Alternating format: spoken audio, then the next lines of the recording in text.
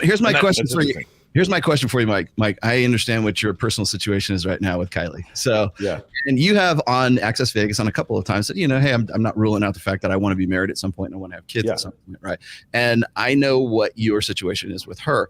Would that be precluded by you guys getting married? Would that change your situation with her? And the reason I'm asking that is because I asked this on yesterday's show on Rule Zero about how we do marriage right now, because I brought up the fact that like Adam 22 and Lena the Plug are technically married. I saw the bridal shower and the gown and everything like that. I know that they are quote unquote legally married. Same thing with Destiny and Melina. They are technically married, but they're in no way what we would say traditionally equally yoked. They're degenerates, man. Degenerates, right? But we've had this conversation before, and I think it was with Justin Waller or something, where it's like open on your end, closed on her end. Then there's like my situation, which is closed on my end, closed on her end, which is the traditional way of doing it. And I think that a lot of the sort of the consternation that comes between, like say James and Andrew is simply the way that we're doing marriage now, and we're still expecting it to be this old model 20th century. Well, actually, we can go back to the first century, way of doing marriage. How would you like listening to all this? How do you think that you're like, if let's just say for sake of argument, you talk about this all tomorrow? Yeah.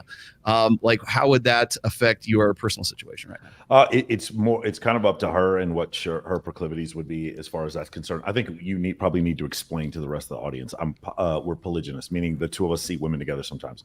That would probably change, but it would probably have more to do with the kids than it would do with marriage. So it'd be a practical decision rather than it would probably be a practical decision. And to be fair, like I was we were joking the other day. I'm like the guys in my company, we were in Mexico last week. They're like, "Do you want to have kids, Michael?" And I was like, "Kids? You mean a future esport athlete and future quarterback?" Yes, I would like to have a future quarterback / point guard / linebacker. Yes, absolutely. In those cases, I mean, that would probably be the focus of my life. It is kind of time consuming for the lifestyle that we have, whatever. But she's just as much into it as I am. So it would probably be more of a practical decision rather than like a moral one. So can I just say, I think everyone should conduct a social experiment, everyone in the audience who's listening, and that is to sort of hear my point and what I think the takeaway should be here when it comes to marriage and divorce and why we're having problems as marriage and why getting out of marriages is really not the challenge.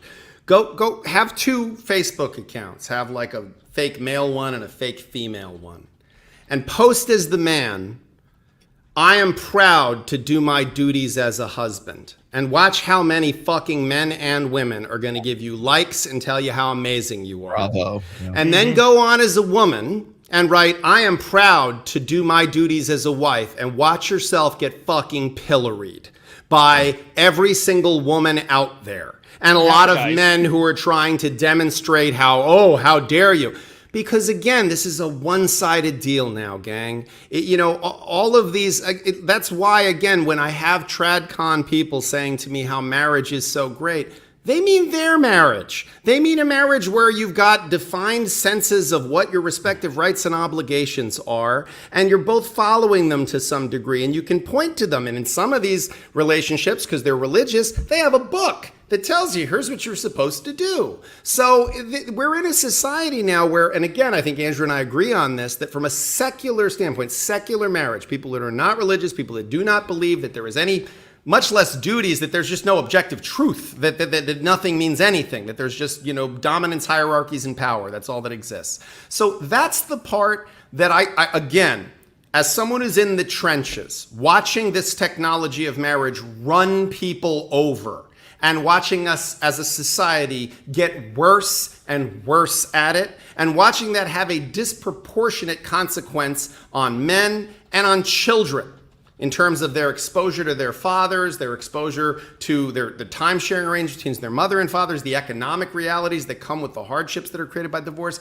I'm just trying to live in the real world. I understand that we all have visions of what utopia would look like for our respective, theological perspectives. But in reality, The duties of a husband, the duties of a wife, the legal rights and obligations, that's the problem here, guys. And that we should be shooting at that target, not saying, let's make it harder for people to get out of it and somehow that'll solve the problem. Well, see, that's what I was going to bring up, James, is that that's what I was going to ask Andrew. Is like, wait, how does the church marriage and church running divorce incentivize guys to want to get married, knowing that, look, the way the divorce is now or marriage is now, it's not a good bet for men if they get with the wrong woman or she changes her mind down the road, and then now that he's paying alimony, child support, and he has to lose half of his assets or whatever in this process. So why would the church? I mean, wouldn't it be making it? Well, how do you keep the women in line? Well, the question is, wouldn't it make guys want to become more secularists? No. If we don't have to get married, we don't have to go through that if we're secularists. No, what you find is the exact opposite trend. So you are finding that Christianity, as it was pitfalling, it is starting to uptick on the increase, especially for the younger generation. The reason for this, again, is because the religious are having the children, and so the adoption of values are going to be from your parents. That's how people adopt their values.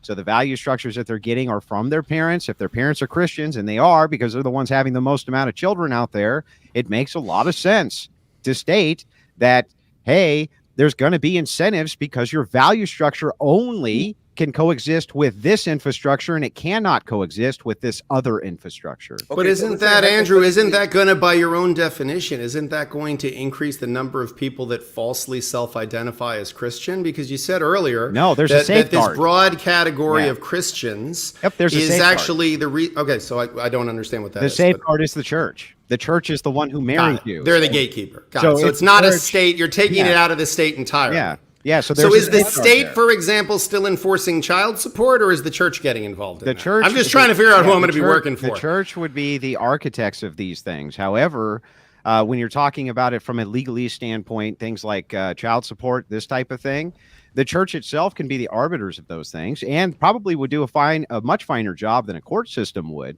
They know the couple. They know this couple is in their community. The whole thing. Now, let's assume. So basically, you're advocating for like Hasidic Judaism except Christian. Soft Shiara. It's not. Well, because Hasidic Judaism, what you have is you have a best din. About?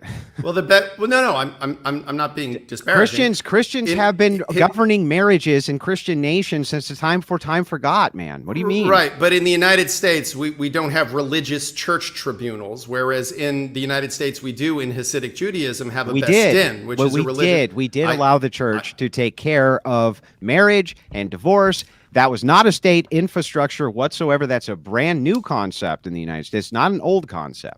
But say, well, my question is that, okay,